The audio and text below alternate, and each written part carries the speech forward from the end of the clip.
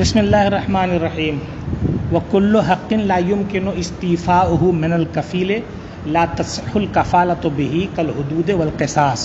شروع میں یہ بات آئی تھی ہے نا، شروع میں یہ گفتگو آئی تھی کہ حدود اور قصاص وغیرہ میں کفالت نہیں چلتی ہے نا.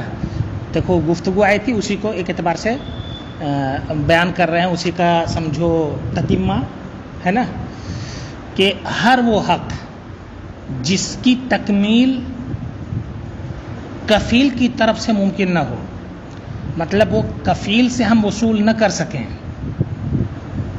اصیل ہی سے وصول کرنا پڑے گا، اس میں کفالت درست نہیں ہے. جیسے حدود اور قصاص، تو حد جاری کرنا ہے، اب اگر کفیل کہتا ہے اس کو چھوڑ دو میں حاضر کر دوں گا ہے نا، تو ایسی صورت میں اگر وہ نہیں آیا کیا کفیل پر حد جاری کریں گے؟ نہیں، تو ایسی صورت میں کفالت یہاں درست نہیں ہے. واضح ظاہر سی بات ہے، اس میں کچھ اور کہنا نہیں ہے. وَإِذَا تَكَفَّلَ الْمُشْتَرِي بِالثَّمَنِ جَازَ، جب کفیل بنا مشتری کی طرف سے ثمن کا تو یہ جائز ہے. کیا مطلب ہوا؟ یعنی ایک شخص نے کوئی خریداری کی، ٹھیک ہے، تو اب میں اس خریدنے والے کے پاس جا کر کے اس کی خریداری کے بعد جو اس پر ثمن لازم ہے اس کا میں کفیل بن جاؤں. کس کے لیے؟ بائع کے لیے. یعنی بائع کو کہوں کہ اس پر جو ثمن ہے وہ میں دے دوں گا. یا پھر یہ ہے کہ میں مشتری کو کہوں کہ اس سامان کو خرید لو، اس کی وجہ سے جو ثمن تم پر آئے گا وہ میں دے دوں گا، میں اس کی کفالت لیتا ہوں. سمجھے؟ تو اب یہ ہے کہ یہ کفالت اس طور پر درست ہے. کیوں؟ اس لیے کہ مشتری نے سامان خریدا تو دام دینا اس پر دین کی صورت ہے کہ نہیں ہے؟ لازم ہے نا، تو دام کی ادائیگی اس پر لازم ہے. لہذا اب ایسی صورت میں جس دین کی وجہ سے، جس دین کی کفالت درست ہوتی ہے انہی میں سے یہ بھی ہے نا. بیع کا جو ثمن ہے، ٹھیک ہے، بیع میں جو ثمن ہے اس لیے درست ہے کفالت اس کی. وَإِن تَكَفَّلَ عَنِ الْبَائِعِ بِالْمَبِيعِ لَمْ يَصِحُ، اور اگر کفالت لیا بائع کی طرف سے مبیع کی تو درست نہیں ہے. کیا مطلب ہوا؟ مطلب یہ ہوا کہ میں نے ابھی مثال دی تھی مشتری کی، اس کو جا کر کہہ رہا ہے خرید لو، میں ذمہ داری لیتا ہوں سامان دینے، دام دینے کی، ٹھیک ہے. اسی میں کہا دو، بائع سے کہا کہ اس کے ہاتھ بیچ دو، اس سے جو تم کو ثمن وصول کرنا ہے نا اس کی ذمہ داری میں لیتا ہوں، ٹھیک ہے. تو یہ کس کی ذمہ داری ہوئی؟ ثمن کی. مکفول بہی ثمن ہے، مکفول انہو مشتری ہے، مکفول لہو بائع ہے، اور کفیل یہ خود ہے نا. اب اس کی دوسری صورت ہے، کہتا ہے سامان بیچ دو ہے نا جی، اور سامان کی سپردگی کی ذمہ داری میں لیتا ہوں. یا مشتری سے کہتا ہے تم خرید لو، یہ سامان تم خرید لو اور اس سامان کی سپردگی کی ذمہ داری میں لیتا ہوں، یہ درست نہیں ہے. یعنی مکفول بہی مبیع ہو، مکفول ان ہو بائع ہو، مکفول لہو مشتری ہو، یہ درست نہیں ہے. کیوں درست نہیں ہے؟ اس لیے کہ روپیہ پیسہ متعین نہیں ہوتا، تو اگر مشتری نے اپنی طرف سے نہیں دیا اور یہ دے دے تو ادا ہو جائے گا، لیکن سامان تو متعین ہے نا. تو اب ایسی صورت میں اگر بائع اپنی طرف سے نہ دے سکے تو یہ اپنی طرف سے اس طرح کا سامان دے گا تو وہی سامان ہوگا یا دوسرا ہو جائے گا؟ یہ دوسرا نہ ہو جائے گا. نہیں سمجھے؟ جب یہ سامان متعین ہے تو اسی نے کو نہ دینا پڑے گا، اور بائع اگر اس کو نہ دے سکے تو مشتری اس کو کہاں سے دے گا؟ سمجھے؟ تو اب مشتری جو ہے وہ اپنی طرف سے نہیں دے سکتا. آپ کے حاشیے میں مختصر لکھا ہے والکفالۃ بالاعیان مضمونۃ انما تصح بالاعیان المضمونۃ انما تصح اذا كانت مضمونۃ بنفسها، اذا كانت مضمونۃ بنفسها، ہے نا. اچھا میں حاشیہ نہیں پڑھوں گا، اب نہیں پڑھوں گا کیونکہ تم لوگ کے پاس دوسرا نسخہ ہے، پریشان ہے. تو حاصل کیا نکلا کہ سمن متعین نہیں ہوتا، کفالت درست ہے، مبی متعین ہوتی ہے، اور بے نفس ہی اسی کو سپرد کرنا ضروری ہوتا ہے، اور اسی کو سپرد نہ کر سکے بائع تو کفیل کہاں سے لائے گا، ہے نا؟ اس لیے بائع کی مبی کی کفالت درست، سمجھ گئے؟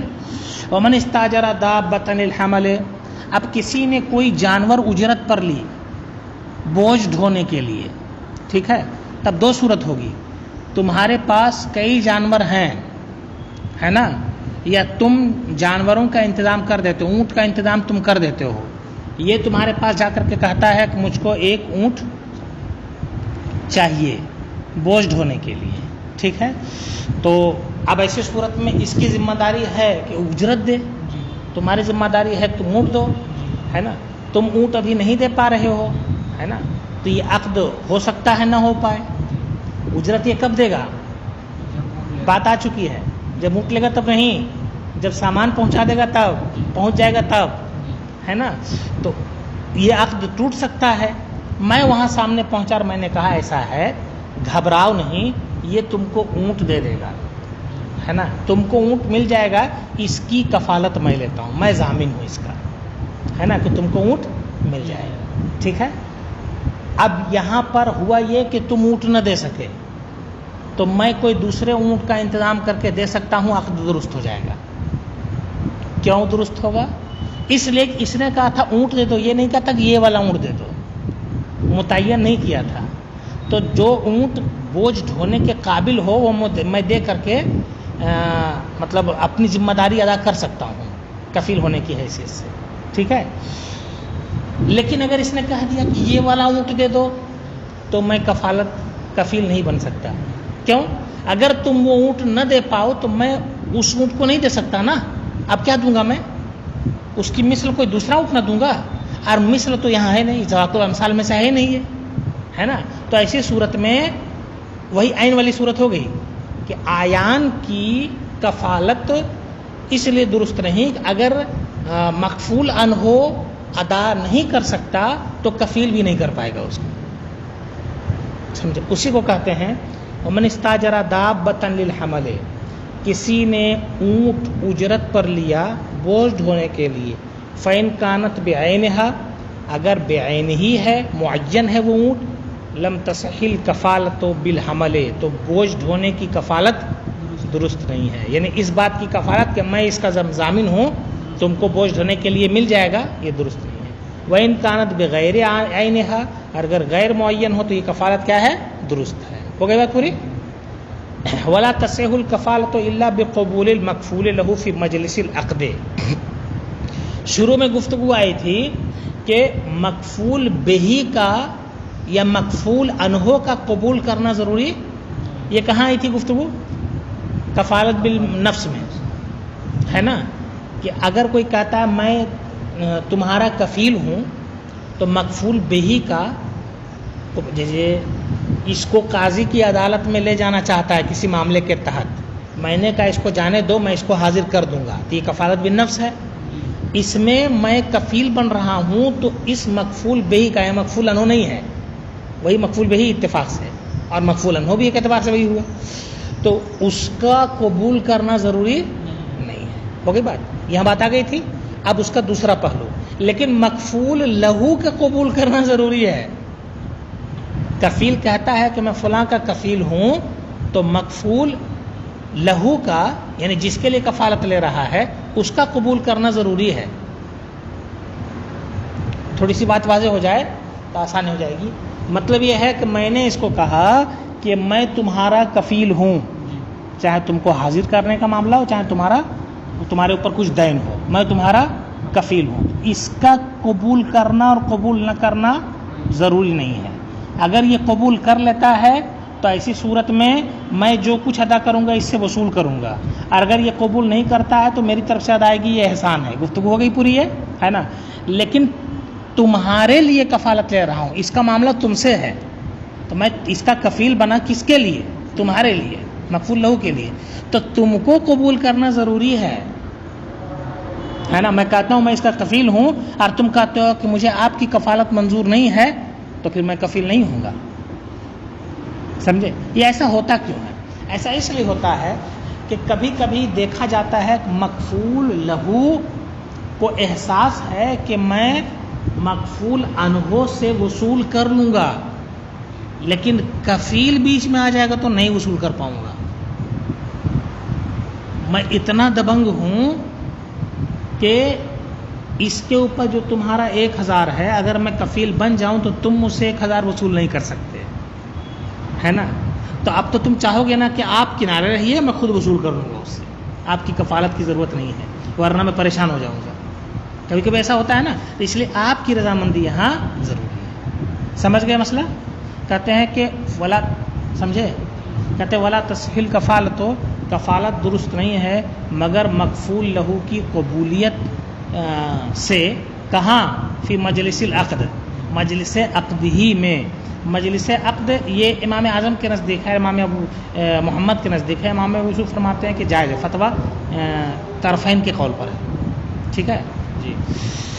مجلس عقد ہی میں، وجہ اس کی صاف ہے کہ جناب یہ عقد ہو رہا ہے نا، اور یہ ان عقود میں سے ہے جس میں مجلس کا لحاظ ہے. مجلس گزر جانے کے بعد اس میں لحاظ مجلس تک ہی وہ معتبر ہے. مجلس گزر گئی تو پھر ایسی صورت میں وہ نافذ ہو جائے گا. رد کرنا ہے تو اسی مجلس میں کرو، نہ رد کرنا ہے تو اسی مجلس میں. اور اگر خاموش رہے تو مانا جائے گا کہ آپ نے قبول کیا ہے. الا فی مسئلۃ واحدہ، مگر ایک مسئلے میں. وہ مسئلہ کون سا ہے؟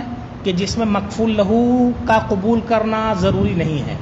وہ مسئلہ کیا ہے؟ کہتے وہ یہ ہے، ایک شخص مریض ہے، بیمار ہے، مرنے والا ہے، مرض الموت، اپنے کسی وارث کو کہتا ہے کہ فلاں شخص سے میں نے اتنا قرض لیا تھا، تم میرے کفیل بن جاؤ اس قرض کی ادائیگی کا.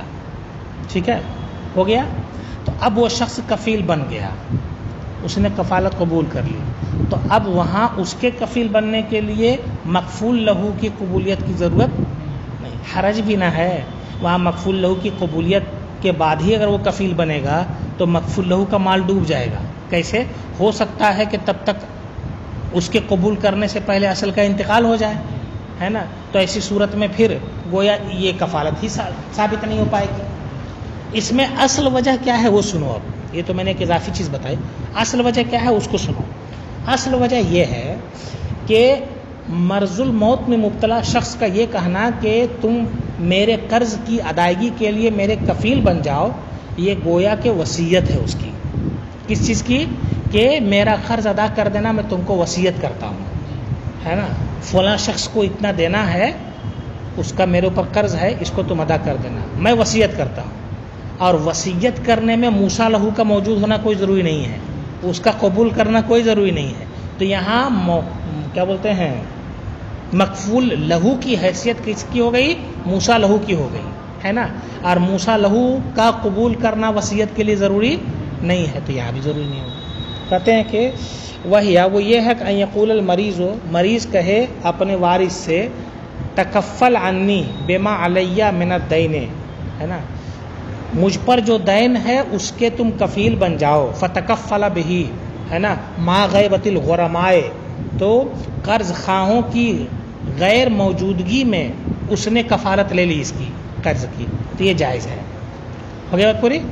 وَإِذَا كَانَتْ دَيْنُ عَلَى اثْنَيْنِ وَكُلُّ وَاحِدٍ مِّنْهُمَا، اب یہاں سے ایک دوسرا مسئلہ شروع کر رہا ہے. وہ یہ ہے، دو لوگوں پر دین ہے، ہمارا تم دونوں پر 500 روپیہ ہے دین، ٹھیک ہے، اور تم دونوں، میں نے تم کو کہا بھائی تم اگر نہیں دو گے تو کون ذمہ دار ہے؟ تو تم نے کہا یہ ذمہ دار ہے، دوسرا 500 والا. اس کو میں نے پوچھا تم نہیں دو گے تو کون ذمہ دار ہے؟ اس نے کہا کہ یہ ذمہ دار ہے، یہ 500 والا. تو یہ کفالت درست ہے.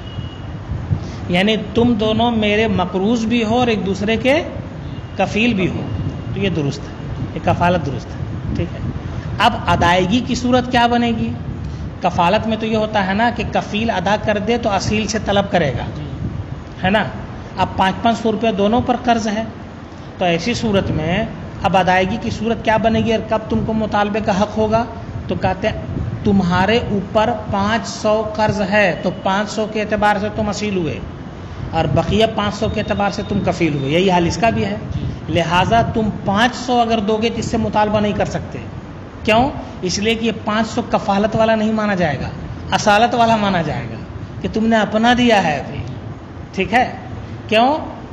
ایک شخص کسی کا کفیل ہو اور وہ اپنے اعتبار سے اصیل ہو تو اصیل اول ہوتا ہے نا، اور کفیل اس کا تابع ہوتا ہے نا. تو کفیل کا تابع ہونا اس بات کی دلیل ہے کہ پہلے اصیل پر توجہ دی جائے گی تب کفیل پر توجہ. ٹھیک ہے؟ تو یہ صورت ہو گئی. ہاں تم مطالبہ کر سکتے ہو اس سے. کب؟ 500 روپے تم نے اپنا دے دیا، اس کے بعد 100 روپے تم اور دے رہے ہو، یہ اکٹھے 600 تم دے رہے ہو، تو 500 تمہارا ادا ہو گیا. 100 روپے تم نے اپنے مکفول انہوں کا دیا تو 100 روپے کا مطالبہ اس سے کر سکتے ہو. ظاہر سی بات ہے، اس میں کوئی دقت نہیں ہے. دیکھو کہتے وَإِذَا كَانَتْ الدَّيْنُ عَلَى اثْنَيْنِ، جب قرض دو لوگوں پر ہو، وَكُلُّ وَاحِدٍ مِّنْهُمَا كَفِيلٌ ضَامِنٌ عَلَى الْآخِرِ، اور دونوں میں سے ہر ایک دوسرے کے کفیل ہیں، دوسرے کے ضامن ہیں، ہے نا. فما ادا احدهما، تو ان دونوں میں سے ایک شخص جو کچھ ادا کرے، لم یرجع به علی شریک ہی، تو اس کے لیے اپنے شریک کی طرف رجوع نہیں کرے گا، یعنی اپنے شریک سے وصول نہیں کرے گا. حتی یزید ما یؤدیہ علی النصف، یہاں تک کہ اس نے جو دیا ہے وہ نصف سے بڑھ جائے. نصف تو اس کے ذمہ تھا نا 500، اس پر جو کچھ بڑھ جائے وہ اب اس سے آدھا وصول کرے. کس سے؟ مکفول انہوں سے. دونوں میں سے اس نے بھی ادا کیا. فیرجع بزیادت، تو زیادتی کے کو وصول کرے گا، اس سے زیادتی کے لیے رجوع کرے گا. ٹھیک ہے؟ اب اس کی ایک دوسری صورت، ایک صورت تو یہ تھی کہ دونوں نے مجھ سے 500 روپے قرض لیا ہے نا. دوسری صورت یہ ہے کہ اس نے مجھ سے 1000 روپے قرض لیا اور تم دونوں کفیل بن گئے اس کے. ٹھیک ہے؟ تو تم دونوں اس کے کفیل بن گئے تو 1000 روپے اس کے اوپر ہے، تو تم دونوں کی کفالت مطلق ہے تو 500 کے اعتبار سے مانی جائے گی مثال کے طور پر، ہے نا. اور یہ بھی ہو سکتا ہے کہ تم دونوں کی کفالت مطلق ہو، دونوں کفیل ہو تو تم بھی 1000 دے سکتے ہو، یہ بھی 1000 دے سکتا ہے. جس ایک نے دے دیا تو دوسرے کی ذمہ داری ساقط ہو گئی ہے. سمجھے؟ یہاں پر کیا کیسے آپ یہاں معاملہ طے ہوگا؟ کہتے ہیں کہ یہ میرا مقروض ہے، تم دونوں نے اس کی کفالت لی 1000 کی، اس کے بعد تم دونوں آپس میں ایک دوسرے کے کفیل بن گئے. میں نے اس سے پوچھا تم نہیں دو گے تو کیا ہوگا، تم دونوں نے کہا کہ یہ نہیں دے گا تو ہم لوگ دیں گے، ہے نا. اس کے بعد میں نے تم دونوں میں سے ایک سے پوچھا بھائی تمہاری کیا ذمہ، تمہارا کیا بھروسہ کروں میں، کام یہ ہے نا. اس سے میں نے پوچھا کہا یہ ہے نا، تو تم دونوں ایک دوسرے کے کفیل بن گئے. ہو گئی بات پوری. اگر یہ 1000 دے دے تو ختم معاملہ ہے، لیکن یہ 1000 نہیں دے رہا ہے، تم دونوں میں سے ایک کچھ دے رہے ہیں. اب وہ جتنا دے گا، مثال کے طور پر 100 روپیہ دیا، تو 100 روپیہ جب وہ دے گا تو ایسی صورت میں وہ سامنے والے سے 50 روپے طلب کرے گا. ہاں سمجھے؟ کس سامنے والے سے؟ مقروض سے نہیں، اپنے کفیل بھائی سے، ہے نا. 50 روپے طلب کرے گا. اب دونوں کی طرف سے 50-50 ہو گیا. اب دونوں مل کر کے مقروض کے پاس جائیں گے کہ 100 روپے دو، ہم لوگ دونوں آپس میں بانٹ لیں گے آدھا آدھا. سمجھ گئے نا پورا مسئلہ؟ اسے کہتے ہیں کہ وَإِذَا تَكَفَّلَ اثْنَانِ عَنْ رَجُلٍ بِأَلْفٍ، جب دو شخص کفیل بنے کسی شخص کے 1000 کے بدلے میں، 1000 کے لیے، اس طور پر کہ عَلَىٰ أَنَّ كُلَّ وَاحِدٍ مِّنْهُمَا كَفِيلٌ عَنْ صَاحِبِهِ، اس طور پر کہ ان دونوں میں سے ہر ایک دوسرے کے کفیل ہے. فما اداہ احدهما یرجع بنصفه علی شریکہ، تو ان میں سے ایک نے، ان دونوں میں سے ایک نے جو بھی ادا کیا شریک سے وصول کرے گا. تو شریک سے وصول کرنے کے بعد کیا کریں گے؟ دونوں اصیل کی طرف جائیں گے، ہے نا. قلیلا کان او کثیرا، چاہے کم ہو یا 100 روپے بھی دیے ہو 50 روپے اس سے وصول کرو، پھر دونوں مل کر کے جا کر مقروض سے کہو 100 روپے دیجیے. ولا تجوز الکفالۃ بمال الکتابۃ، شروع میں گفتگو آئی تھی دینے صحیح ہونا چاہیے، وہیں میں نے کہا تھا کہ کتابت یہ دینے صحیح نہیں ہے، بدلے کتابت، ہے نا. تو اگر کوئی بدلے کتابت کی کفالت لینا چاہے تو نہیں لے سکتا، ہے نا. کہتے ولا تجوز الکفالۃ بمال الکتابۃ، مال کتابت کی کفالت درست نہیں ہے نا. عامزی کے کفیل آزاد ہو، سواؤن حرن تکفل بھی او عبدن، عامزی کے آزاد کفیل بنے یا غلام کفیل بنے، ہے نا.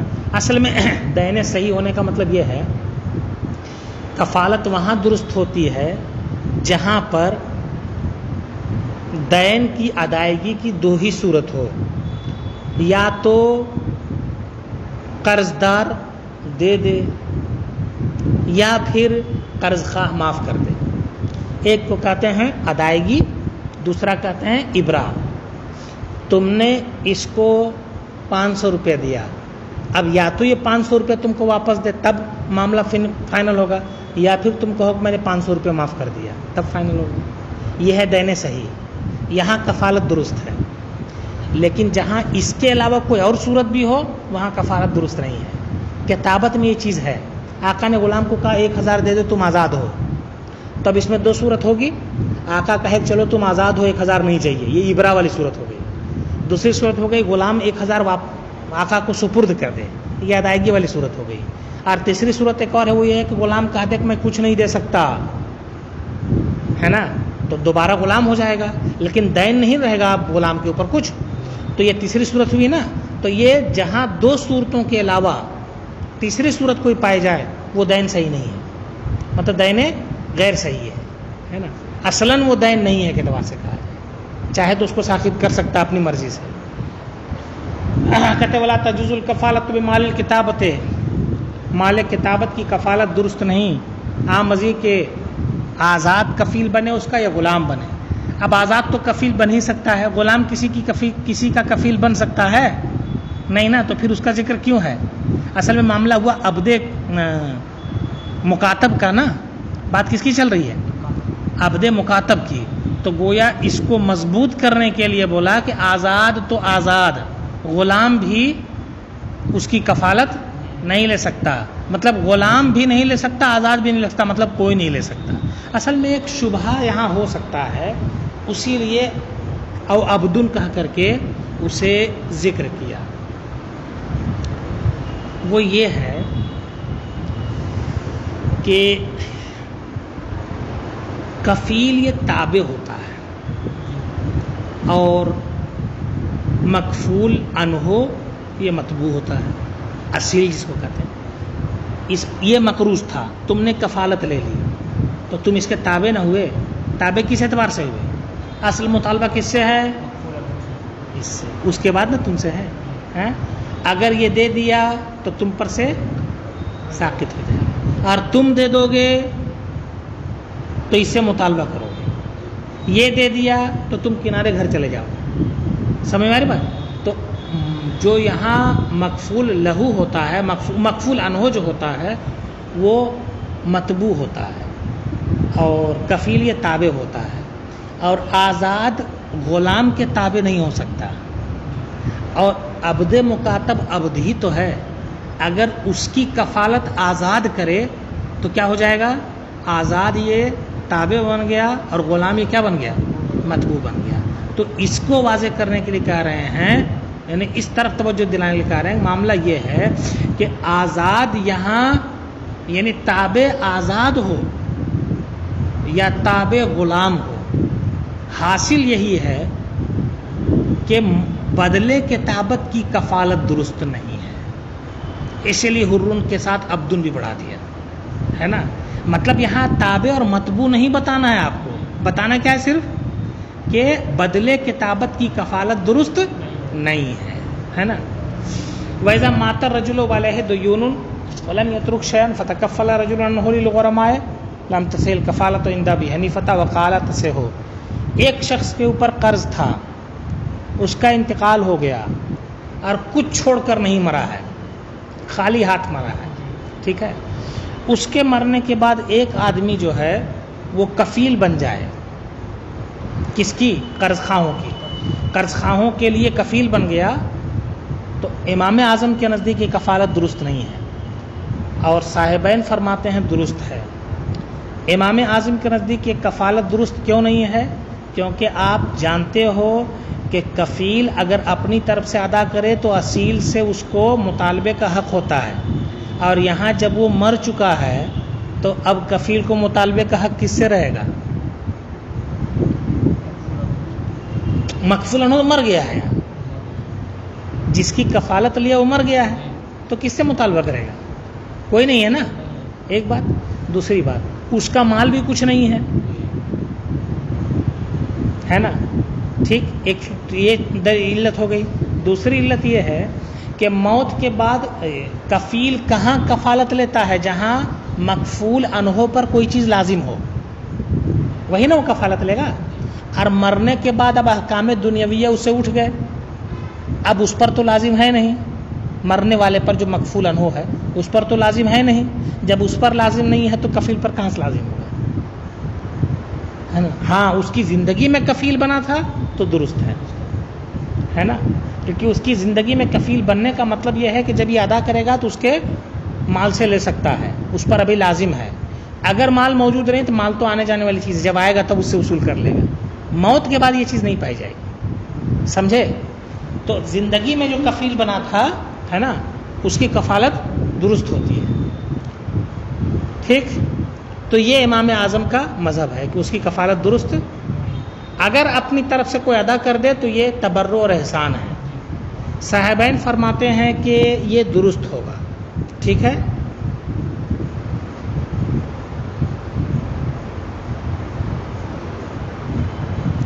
ان کی دلیل یہ ہے کہ مدینہ میں کسی کا انتقال ہوا، سرکار علیہ الصلوۃ والتسلیم نے ارشاد فرمایا اس پر کچھ دین ہے، تو لوگوں نے کہا ہاں 3 دینار اس پر دین ہے۔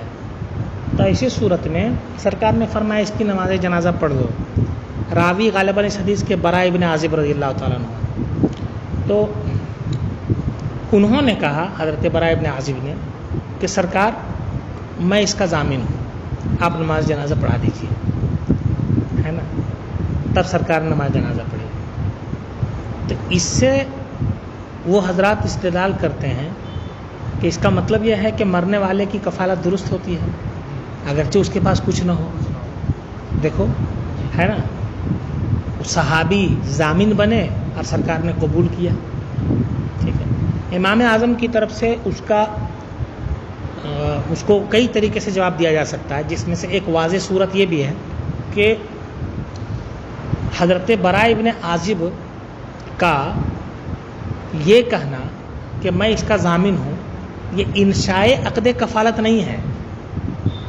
عقد کفالت کی شروعات نہیں ہو رہی یہاں سے، بلکہ وہ عقد کفالت جو ماضی میں ہو چکا اس کی خبر دے رہے ہیں، نہیں سمجھے؟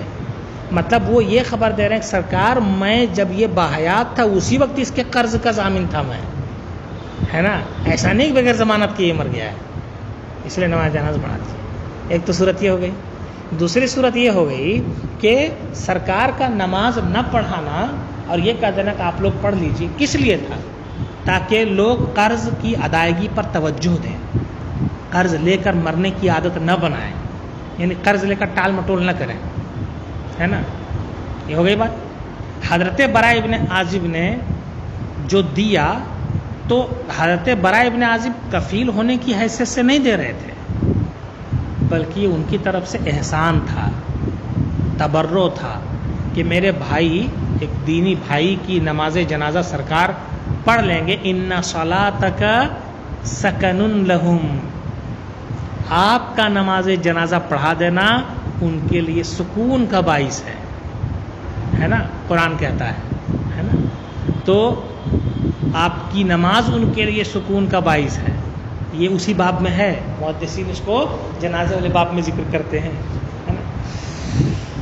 تو حضرت براء ابن عازب کفالت کی بات نہیں کر رہے ہیں، قرض کی ادائیگی کی بات کر رہے ہیں، اور سرکار نے چونکہ اسی کی وجہ سے سرکار نے اس لیے نماز جنازہ نہیں چھوڑی، مطلب نماز جنازہ نہ پڑھانے کا جو ارادہ کیا سرکار نے، اس لیے نہیں کہ انہوں نے کفیل نہیں بنایا تھا مرنے والے، بلکہ اس لیے کہ ان کے اوپر 3 دینار تھا۔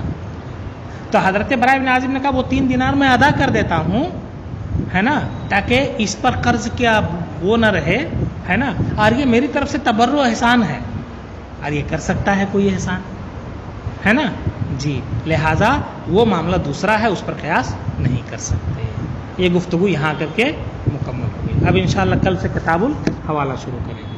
ٹھیک.